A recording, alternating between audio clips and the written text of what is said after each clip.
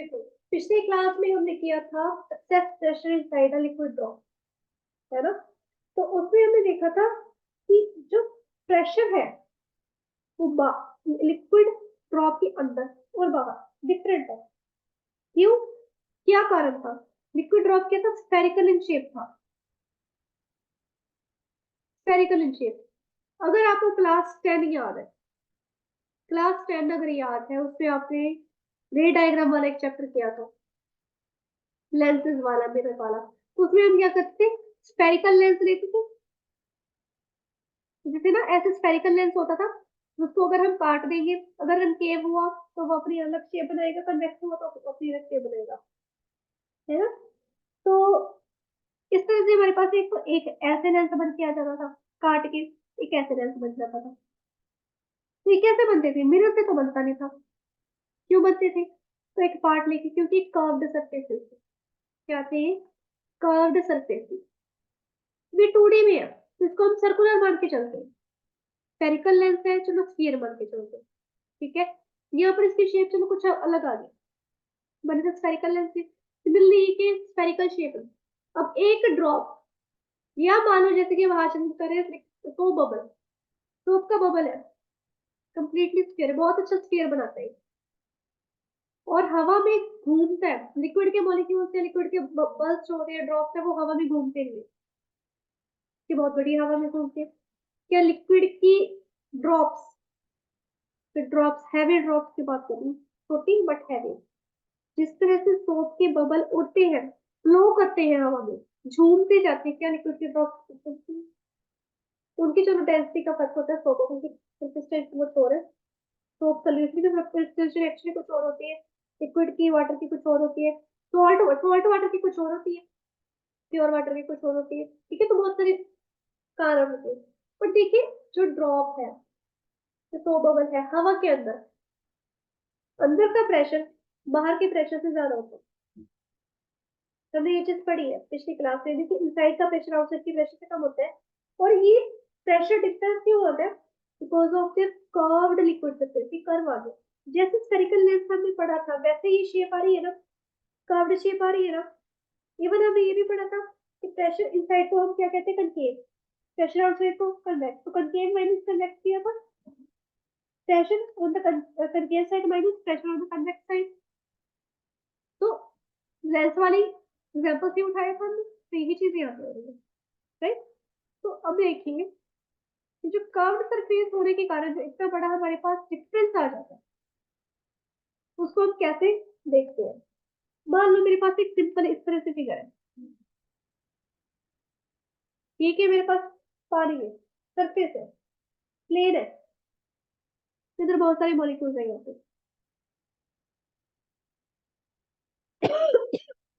ठीक है। मान लो मेरे पास यहाँ पे कोई मॉलिक्यूल ए, सरफेस पे सभी डायरेक्शन में इक्वली अट्रैक्टेड है, बाहर की तरफ भी अंदर की तरफ भी, है ना। और यहाँ पर सब जगह पे इसकी सरफेस टेंशन लग रही है अंदर की तरफ। तो मेरी वजह सरफेस एरिया, मान लो अगर मैं यहाँ पे रिजल्टेंट फोर्स निकालूंगी, क्या है ये? जो प्रेशर इसका बाहर लग रहा है, वो प्रेशर इसका अंदर लग रहा है, दोनों इक्वल आ जाएंगे इसके से, दोनों इक्वल आ गए। वही अगर मैं लूं इस तरह का सरफेस, ये बैक टू मेरे साथ इस तरह का, थोड़ा सा कोनी कर लेते हैं। यहाँ पर सरफेस कैसा है? कन्वेक्स है। कैसा है? कन्वेक्स।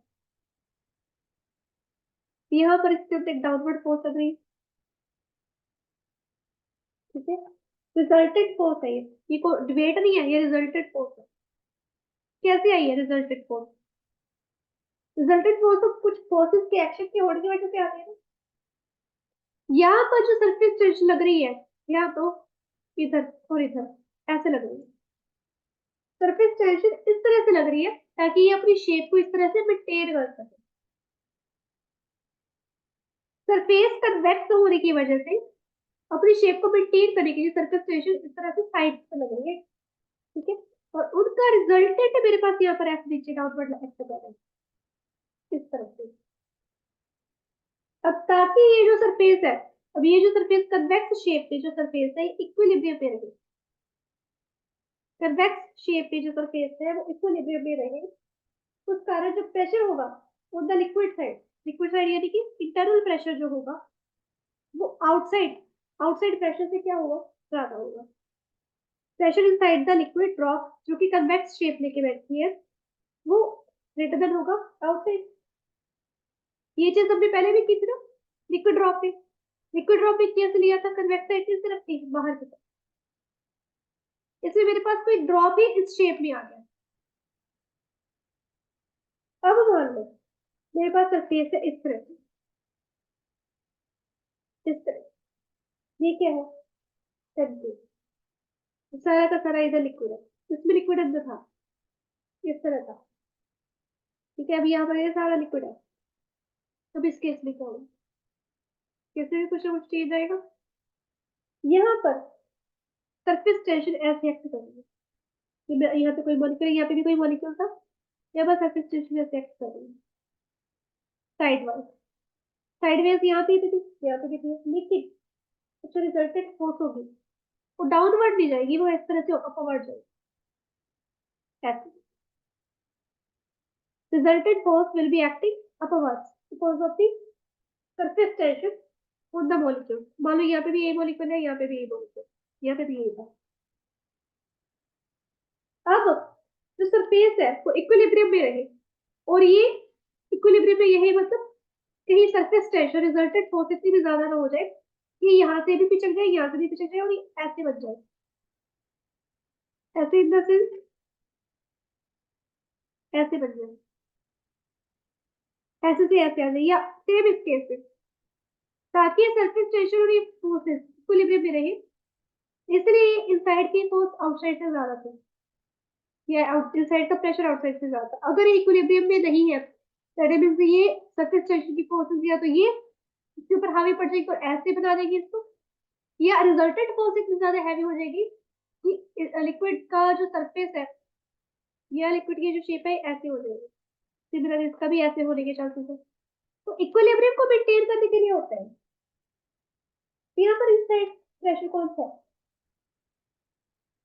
वेपर साइड पे है, वेपर साइड यानी कि ये वाला। ठीक है, यहाँ पर मेरे पास जो आउटसाइड का प्रेशर होगा, इस केस में देखो आउटसाइड का प्रेशर इनसाइड में, ये वेपर का प्रेशर होगा, ये आउटसाइड प्रेशर, ये इनसाइड प्रेशर। इनसाइड का प्रेशर आउटसाइड से ज्यादा होगा, जबकि लिक्विड सरफेस का होगा कंकेव साइड होगी हमेशा ग्रेटर देन होगी pressure on the convex side. ये चीज सबने याद रखनी है, कंकेव साइड ड्रॉप की हमेशा ज्यादा होगी कन्वेक्स साइड। ठीक है, बस इतनी चीज आपको याद रखनी है। अब तो बबल के केस में आते हैं। लिक्विड ड्रॉप का हमने क्या निकाला था, inside the pressure inside the liquid drop minus pressure outside the liquid drop। मेरे पास 2s अपॉन r के इक्वल है ना। पिछली क्लास में ही किया कि P I minus P O is equal to 2s upon. ये किसके लिए था, this one was for liquid drop, one was for liquid drop. Now what I have a soap bubble. Soap bubble जो liquid की drops होती है, ठीक है, आपको भी बारिश की बूंदें होती है भाई, वो तो नीचे आ जाती है, तो उसके ऊपर बहुत सारी फोर्सेस एक्ट कर रही है और उसके अंदर लिक्विड होता है, और वो फ्लो नहीं करती है जैसे लिक्विड सोप बबल के हवा में झूलता जाता है, वो झूलती नहीं जाती, वो डाउनवर्ड ऐसे गिरती है, बारिश की बूंद डाउनवर्ड ऐसे गिरती है। तो सोप बबल के साइज से तो बहुत ही छोटे होते हैं, सोप बबल तो जितना मर्जी बड़ा बना लो, अपने साइज का बना लो चाहे आप, डिपेंड करता है आपके पास फ्रेम पे, अगर फ्रेम बड़ा होगा तो सोप बबल भी बड़ा आएगा, और वो बड़े वाला सोप बबल भी हवा में बहुत बढ़िया झूलेगा। ऐसे किसी भी मॉलिक्यूल का या किसी भी फ्लूइड का या किसी भी लिक्विड का हमने आज तक नहीं देखा जैसे सोप बबल का होता है। क्यों हो पाता है, उसके ऊपर भी तो बहुत सारी फोर्सेस एक्ट करेगी, स्पेशली हवा, विंड, स्पेशली विंड, तेज विंड होगी उसको अपने साथ उड़ा के ले जा सकती है। बलून का तो केस अलग है, वो तो सॉलिड से बना है, सॉलिड से उसने शेप चेंज कर दिया, जिसको अंदर से इन्फ्लेट कर दी हीलियम से, राइट। लेकिन इसके अंदर तो हमने हीलियम भरी नहीं, इसके अंदर तो क्या है, सिंपल एयर है। लिक्विड वाले के केस में क्या होता है, लिक्विड होता है, ये हैवी है, प्लस इसकी वॉल्स जो है इतनी थिक नहीं है जैसे इसकी। क्यों थिक है? यही कारण है, एक तो सोप सोल्यूशन से बना सोप सोल्यूशन, कि जब हम फ्रेम में लेके आते हैं सोप सोल्यूशन को, तो जो सोप फिल्म बनती है ना, उसी में बहुत थिकनेस होती है, जिसके कारण ये थिक बनता है, बट लाइट वेट होता है। ये थिक होता है बट लाइट वेट होता है, जिसके अंदर हवा होती है, जिस कारण ये इजीली उड़ पाता है, ठीक है। ये सोप सोल्यूशन कुछ मॉलिक्यूल्स होते हैं जिसको इंटैक्ट रखने की, अपनी उसी शेप में रखने की कोशिश करते हैं, इसलिए थिक होते हैं। तो अगर मैं जूम करूँ इतने पार्ट को अगर मैं जूम करूँ, तो ऐसी इसकी थिकनेस है, सब करते हैं इस तरह, ठीक है। सक्सेसिव प्रेशर तो यहाँ लग रहा है, यहाँ पे भी लग रहा है, इस पार्ट में भी लग रहा है, इस पार्ट पे तो लग ही रहा है, ठीक है। और इंटरनल प्रेशर तो बहुत ही ज्यादा हो जाएगा। अगर लिक्विड ड्रॉप ले, तो अपने आप को मेंटेन करने के लिए इंटरनल प्रेशर आउटसाइड के प्रेशर से ज्यादा लगाया है, तो 2 गुना ज्यादा लगाए आउटसाइड के प्रेशर से, क्यों 2 लेयर है, के ऊपर डबल अटैक हो रहा है हवा का, डबल अटैक हो रहा है, एक पहली लेयर पे एक दूसरी लेयर पे, पहली लेयर को क्रॉस करके कोई दूसरी लेयर पे अटैक कर रहा है, इसके पास डबल इंटरनल प्रेशर होना चाहिए, इनसाइड प्रेशर होते चाहिए as compare to the liquid drop. इसका अगर मैं निकालू, मान लो ये भी मेरे पास थोड़ा सा स्पैन हुआ, ठीक है, ऑब्वियसली इसको हम फूक से जितना मर्जी बड़ा करते हैं, फूक मार के, ठीक है, हवा से जितना मर्जी स्पैन कर देते हैं माउस की एयर से, फिर मान लो ये भी थोड़ा सा स्पैन हो, स्पैन हो के ये भी डी तक चला, या डेल्टा तक चला, चलो internal, sorry, initial surface area क्या था इसका, साइकिल 4 पाई आर रेडियस है इसका, ठीक है, डेल्टा आर बढ़ी, फाइनल एरिया क्या आएगा, 4 pi R plus delta R की whole square, 4 pi are square plus delta R square plus 2 R delta. Now we know this is too small बहुत छोटी वैल्यू है, तो क्या कर देंगे, निगलेक्ट कर देंगे, मान लो 0.0001 mm है डेल्टा, तो डेल्टा आर किसके, तो इससे भी डबल होगी, निगलेक्टेड, पीछे क्या बचा, 4 pi are square plus 8 pi delta, मेरे पास फाइनल आ गया। चेंज इन एरिया क्या आएगा, इंक्रीज इन एरिया क्या आएगा, 4 pi are square plus 8 pi delta r, ये final area minus initial area क्या आ गया, 4 पाई आर स्क्वायर, दोनों कैंसिल, मेरे पास एरिया आ गया 8 पाई आर डेल्टा। अब आपको नहीं लगता अभी यहाँ पर कुछ गलती कर रहे हैं, मुझे तो लग रहा है, क्यों लग रहा है, यहाँ पे डबल होना चाहिए, है ना, डबल होना चाहिए, क्योंकि सौ बबल क्या है, उसके अंदर भी एयर है बाहर भी एयर है बेटा, अंदर भी एयर है बाहर भी एयर है इसके, क्योंकि एक तरह से दो फ्री सरफेसेस बनेंगे, it has two free surfaces. Liquid drop में हमने क्या किया था, it has only one surface, free surface, सिर्फ बाहर वाला, अंदर तो इसके लिक्विड था, अंदर तो लिक्विड था, बाहर एरिया एयर थी, अब इसके तो दोनों साइड एयर है, अब क्या करें, ये तो गड़बड़ होगी। तो हम यहाँ तक तो बेटा सही करके आए, अब हम क्या करेंगे, हम कहेंगे as the soap bubble has two free surfaces because of the presence of air inside and outside the bubble.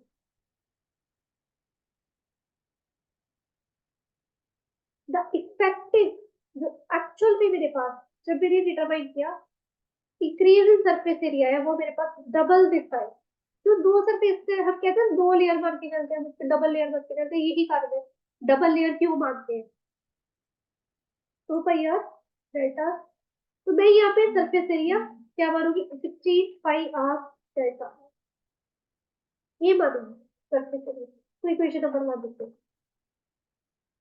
ठीक है, अब जैसे अब लिक्विड ड्रॉप ने किया था, कैसे किया था भाई, मुझे तो याद ही नहीं, तो भूल गई। क्यों भूल गई भाई, पढ़ा नहीं था, रिवाइज नहीं किया था। हमने वर्क डन निकाला था, निकाला था कि नहीं, निकाला था जी। चलो भी अब वर्क डन को दोबारा सॉल्व करते हैं। कि देखो, मेरे पास जो सोप बबल है, एक्सपैंड हुआ है। क्या हुआ है, एक्सपैंड हुआ है।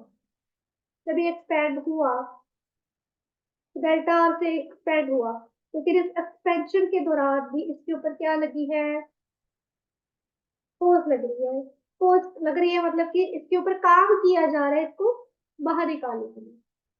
कि अंदर प्रेशर है पी आई, बाहर प्रेशर है पीओ, को बाहर की तरफ ये खींच निकाल रही है, और पीओ के अंदर की तरफ, बाहर से अंदर की तरफ लग रही है।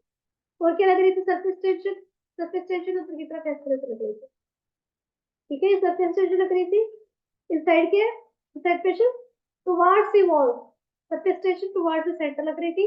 और आउटसाइड प्रेशर क्या था, बाहर से अंदर की तरफ, towards the external wall of the bubble, ऐसे लग रही थी। ठीक है, तो इस सब में जब ये इन्फ्लेट हुआ या एनलार्ज हुआ, के ऊपर के इक्विलिब्रियम पे मेंटेन करने के लिए हम क्या कहते हैं कि P I is greater than PO. We always say this, internal pressure outside pressure से, इनसाइड प्रेशर आउटसाइड प्रेशर से ज्यादा है, तो मेंटेन व्हाट, तो मेंटेन इक्विलिब्रियम। किया था ना लिक्विड ड्रॉप से, हाँ जी किया था, याद आ रहा है। एक तरह से आपका लिक्विड ड्रॉप यहाँ पे रिवाइज हो रहा है। लिक्विड ड्रॉप में हम एक चीज कर रहे थे कि जब भी इसके ऊपर वर्क डन करेंगे, वर्क डन लिख दे रही हूँ मैं, work done on the suspension of soap bubble, of soap bubble by delta R, किसकी इक्वल है, increase in surface energy, increase in surface energy. तो ये सरफेस एनर्जी इंक्रीज हो रही है, सरफेस एनर्जी इंक्रीज हो रही है, मतलब एसिड to delta A, surface energy बढ़ेगी तो मतलब एरिया भी बढ़ रहा है, मतलब इंक्रीज इन सरफेस एरिया, जो हमने अभी निकाला इफेक्टिव सरफेस एरिया जो सो बबल के लिए है, टाइम सरफेस टेंशन है। तो ये मेरे पास कितनी वैल्यू है, 16 pi r delta r time ten. ये बीटा इक्वेशन नंबर 2। नाउ मान लो कि वर्क डन एक और भी तो हो रहा है। वर्क डन क्या होता है, अगर मैं work done, work done typical form class 9 पता नहीं 10 में पढ़ा है आपने, क्या होता है, पोस्ट टाइम डिस्प्लेसमेंट, इस क्लास में ही पढ़े प्लस वन में भी, दोनों चैप्टर किसने पढ़ा है। पोस्ट टाइम डिस्प्लेसमेंट, पोस्ट कितनी लगी है,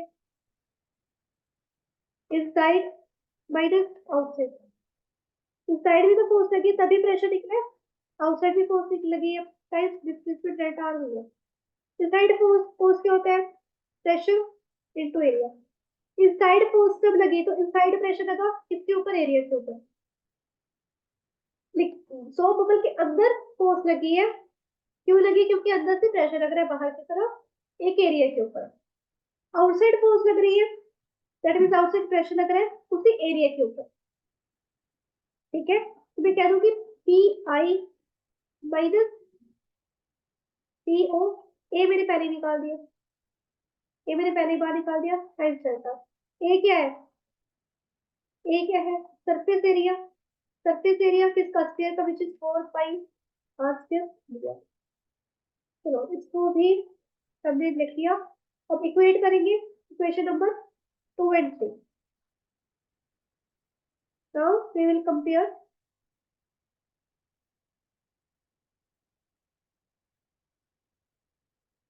compare equation number 2 and 3। Equation number 2 क्या कहती है, वर्क डन, इधर भी वर्क डन इधर भी वर्क डन है, दोनों सेम है, इस साइड पे वर्क डन है तो ये दोनों साइड पे कंपेयर होंगे। तो 16 pi r delta r S equals to P I minus P naught 4 pi are square delta r, delta r से डेल्टा आर खत्म, एक आर से एक आर खत्म, पाई से पाई खत्म, 4 4 जा 16, उसमें क्या किया था, 4 2 जा 8, 8 तक था ना हमारा। क्यों? लिक्विड ड्रॉप का एक ही फ्री सरफेस था, उसकी एक ही लेयर मारी गई थी, तो बबल की 2 लेयर मारी गई। क्यों? अंदर भी हवा है, बाहर भी हवा है, बाहर भी एयर है, तो 2 फ्री सरफेसेस मारेगी तो डबल आएगा एरिया। ठीक है, तो P I minus P not times R, मेरे पास क्या आ रहा है? 4 एस, एस बचा और 4 बचा, P I minus P not, मेरे पास 4 एस अपॉन आर आ गया। P I minus P not मेरे पास क्या आ गया? 4 एस अपॉन आर। किसके लिए? सो बबल के लिए। किसके लिए था? 2 एस अपॉन आर किसके लिए था? लिक्विड ड्रॉप के लिए। समझ में आया? Yes ma'am. अभी एक छोटा सा टॉपिक देखते हैं, बड़ा प्यारा सा टॉपिक है, बड़ा मजेदार भी है, that is angle of contact. Angle of contact. देखो, जो लिक्विड का सरफेस है, जो लिक्विड का सरफेस है वो कर्व्ड होता है, यूजुअली वो कर्व्ड होता है, हमें लगता है कि वो कर्व्ड नहीं है, पर वो कर्व्ड होता है। किस किस केस में? इम्प्योर वाटर है, इम्प्योर वाटर के केस में। ठीक है, मरकरी ले लो, मरकरी को ग्लास में डालोगे, उसका सरफेस कर्व्ड आएगा, इम्प्योर वाटर का कर्व्ड आएगा, प्योर वाटर का प्लेन आएगा, प्योर वाटर का कर्व नहीं होता, प्योर वाटर का सरफेस जो है, प्योर वाटर सरफेस जो है कभी भी कर्व्ड नहीं होता। इम्प्योर वाटर का सरफेस, मरकरी का सरफेस मिथाइल आयोडाइड हो गया, अल्कोहल हो गया, ठीक है, सभी के सरफेस अगर आप ग्लास में डालोगे ना, उनके सरफेस को जूम करके देखोगे, they will be curved and they can be either convex और कंकेव, कुछ भी हो सकता है। कैसे भी हो सकता है, तो हमें कैसे पता चलेगा कि वो सरफेस कन्वेक्स है या कनकेव है? वो हमें पता चलेगा एंगल ऑफ कॉन्टैक्ट। ठीक है, तो अभी पहले एक बात तो दिमाग में बिठाओ कि अगर आप किसी नैरो ट्यूब में या ठीक किसी ट्यूब में या ग्लास में किसी इम्प्योर सब्सटेंस को डाल दो, लिक्विड फोर्स को, जब वो सॉलिड के कांटेक्ट में आएंगे, ठीक है, लिक्विड जब सॉलिड के कांटेक्ट में आएगा, उनका जो सरफेस होगा वो क्या हो जाएगा? हल्का सा कर्व्ड हो जाएगा। ये बात दिमाग में रखा, जब पर्टिकुलर शेप आएगी, पर्टिकुलर शेप आएगी किसकी वजह से? आएगी कोहेसिव फोर्स, एडहेसिव फोर्स। याद आया? 3-4 क्लासेस पहले हमने पढ़ा था cohesive forces and adhesive force. Cohesive force कौन सी होती है? सोचो, कोहेसिव फोर्स कौन सी थी? जो सेम मॉलिक्यूल्स के ऊपर, सेम काइंड ऑफ मॉलिक्यूल्स के ऊपर लग रही है। कोहेसिव फोर्स कौन सी है? जो सेम काइंड ऑफ मॉलिक्यूल्स के ऊपर लगती है। और एडहेसिव फोर्स कौन सी होती है? जो डिफरेंट काइंड ऑफ मॉलिक्यूल्स के ऊपर लगेगी। वो कौन सी है? Adhesive force. ठीक है, अब देखियो, अगर मेरे पास ए से ले लेते हैं, कोहेसिव को मैं सी लेती हूँ, एडहेसिव को ए मान के चलती हूँ। ठीक है, अगर मेरे पास एडहेसिव फोर्स कोहेसिव फोर्स से बढ़ जाए, देखो सॉलिड और लिक्विड दोनों कांटेक्ट में आ रहे हैं, तो एडहेसिव कोहेसिव दोनों फोर्स में लग रहे हैं। अगर एडहेसिव फोर्स कोहेसिव से बढ़ जाए, यानी कि जो डिफरेंट काइंड ऑफ मॉलिक्यूल्स के ऊपर जो फोर्स लगती है वो बढ़ जाए सेम काइंड ऑफ मॉलिक्यूल्स के फोर्स के कारण, तो जो लिक्विड है, याद रखो लिक्विड जो है वेट करेगा सॉलिड को, liquid wet the solid, wet करेगा सॉलिड को, यानी कि सॉलिड की सरफेस को, एंड हैज, हैज कह लो या हैज ही कहोगे, कंकेव मेनिस्कस। मेनिस्कस क्या होता है अभी देखते हैं, मेनिस्कस। ठीक है, अगर मेरे पास एडहेसिव फोर्स कम हो जाए कोहेसिव से, तो क्या होगा? लिक्विड, लिक्विड सरफेस कह दो, सरफेस कह दो, does not wet solid surface, does not, उसको टच भी नहीं कर सकता बिल्कुल। And has convex meniscus, it has convex meniscus. Meniscus भी बताती हूँ क्या होता है।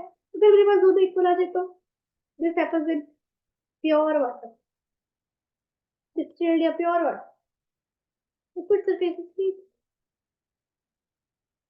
चाहे वो सॉलिड को टच कर रहा है चाहे नहीं कर रहा, लिक्विड सरफेस कंप्लीटली क्लीन, तब ये होगा। तो इस चीज को समझने के लिए कि मेनिस्कस क्या होता है, देखिए अब इस चीज को ना मैं आपके सामने ड्रॉ करके बताऊंगी, सारी चीज को ड्रॉ करके बताऊंगी। कोहेसिव क्या होते हैं याद रखो, सेम मॉलिक्यूल की फोर्स, एडहेसिव डिफरेंट की।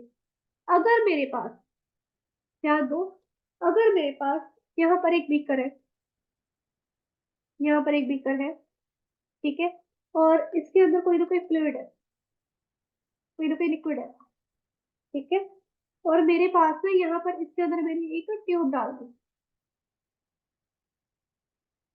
होगा यहाँ पर भी नहीं, पर यहाँ पर बहुत कम स्केल पे होगा, बहुत ही स्मॉल स्केल पे होगा, इस ट्यूब के डालने से यहाँ पर लार्ज स्केल में हमें देखने को मिलेगा। मान लो कि जैसे ही मैंने इस ट्यूब को इसके अंदर डाला, जो मेरे पास लिक्विड है वो इस तरह से ऊपर चढ़ने लग गया, तो इसको देख के पता चल रहा है क्या हो रहा है। Liquid wet solid surface and have concave meniscus, liquid solid surface की तरफ अट्रैक्ट हो रहा है ना, अट्रैक्ट हो रहा है, और कौन सा मेनिस्कस बना रहा है, ये होता है मेनिस्कस। ये जब ये इस तरह से शेप बनाने लग जाए ट्यूब के साथ, ये मेनिस्कस उसके ऊपर चढ़ने लग जाए, बहुत छोटा होता है देखने में, बहुत छोटा, बहुत ध्यान से देखने से पता लगेगा, कहीं कहीं का पता चल जाता है। तो यहाँ पर मैं कह सकती हूँ यहाँ पर जो एडहेसिव फोर्स है वो ज्यादा है कोहेसिव फोर्स से, और इसका कौन सा मेनिस्कस है, कनकेव मेनिस्कस है, कनकेव मेनिस्कस है, ठीक है। सेम लेती हूँ मैं एक और बीकर, उसके अंदर मैंने ट्यूब डाली, उसके अंदर लिक्विड था, ठीक है, लिक्विड था उसके अंदर ट्यूब डाली, तो लिक्विड जो है इसके साथ इस तरह से बिहेव करने लग गया, ऐसे ऐसे ही ये सरफेस के ऊपर शेप बनाने लग गया। यहाँ पर ये क्या रिपल्शन आ रही है, ये से दूर भाग रहा है, liquid surface does not wet solid surface, यहाँ तक तो चलो इसका जोर नहीं चला, लेकिन यहाँ पर इससे दूर भागने की कोशिश कर रहा है।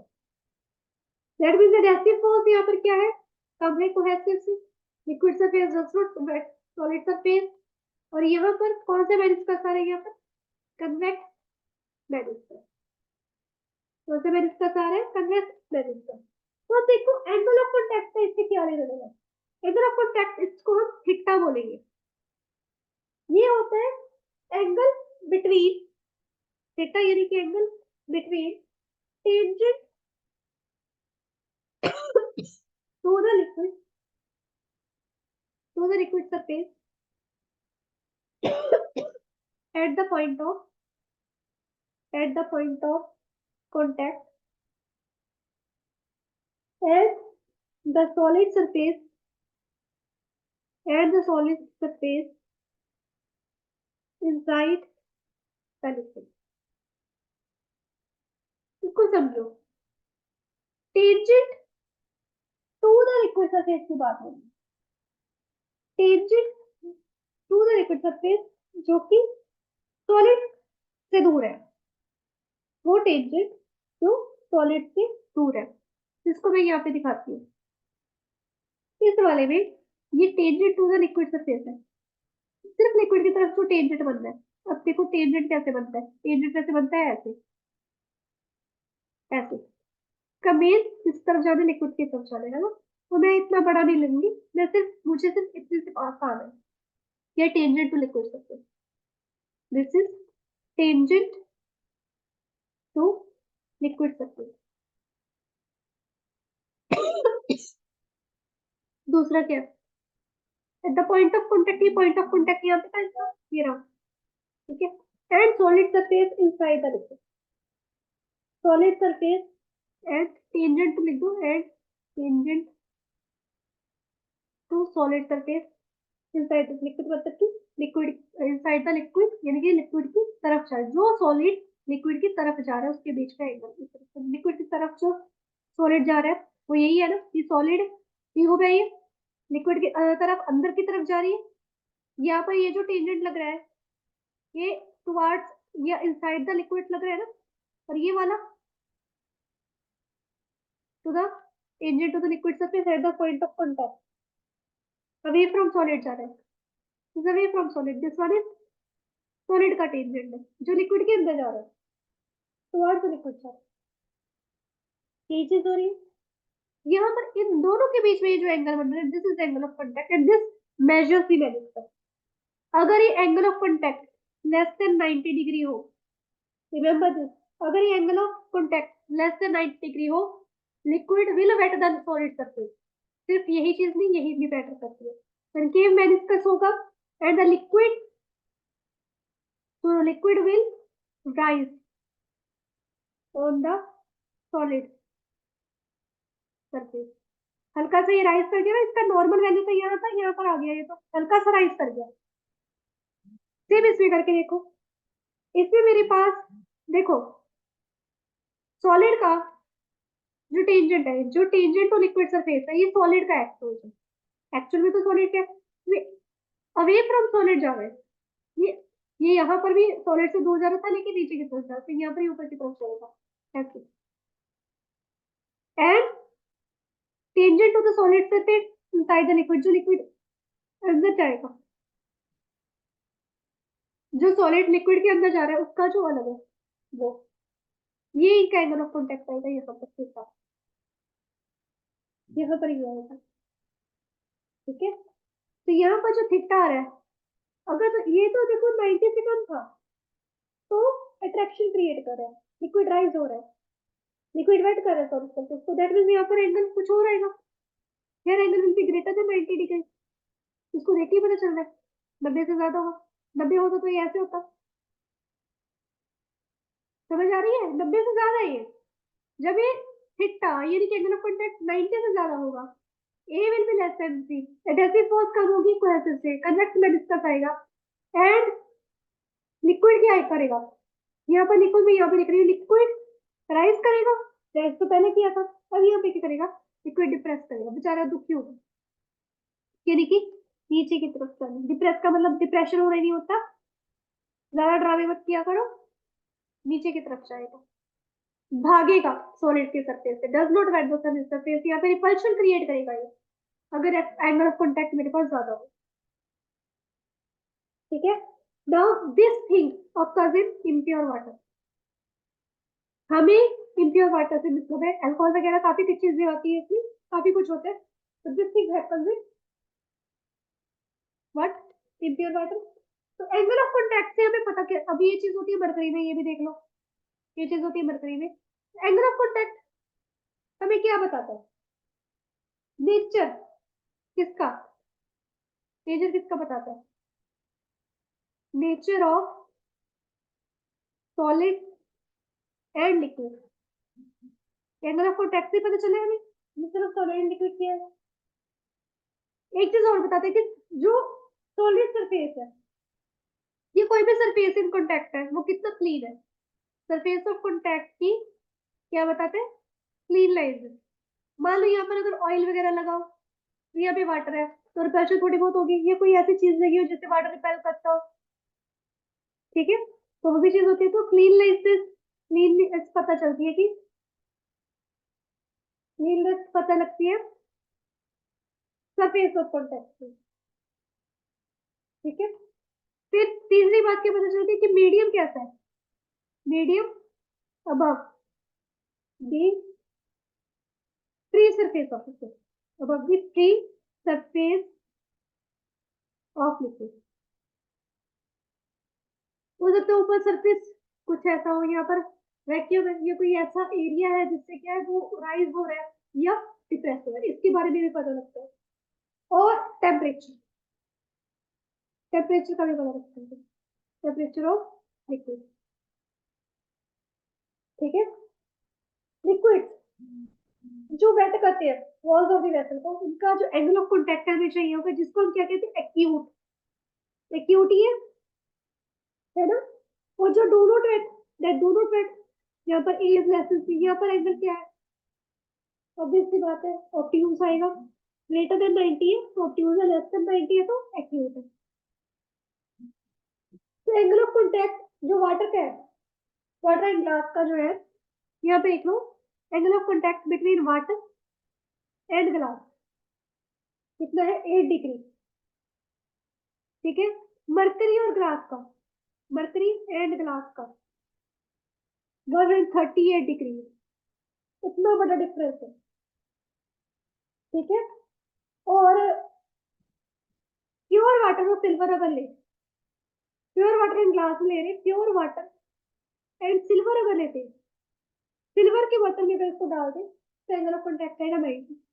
90 मतलब, 90 मतलब प्लेन के अंदर, सिल्वर के बोतल के अंदर डालो, कोई मैंने इसको अपनी कुछ प्लेन आ गया, 90 एंगल है। समझ में आया। तो ये हमारा आज का टॉपिक कंप्लीट हुआ। तब आगे कल को करेंगे, it will be shape of liquid meniscus in a narrow tube.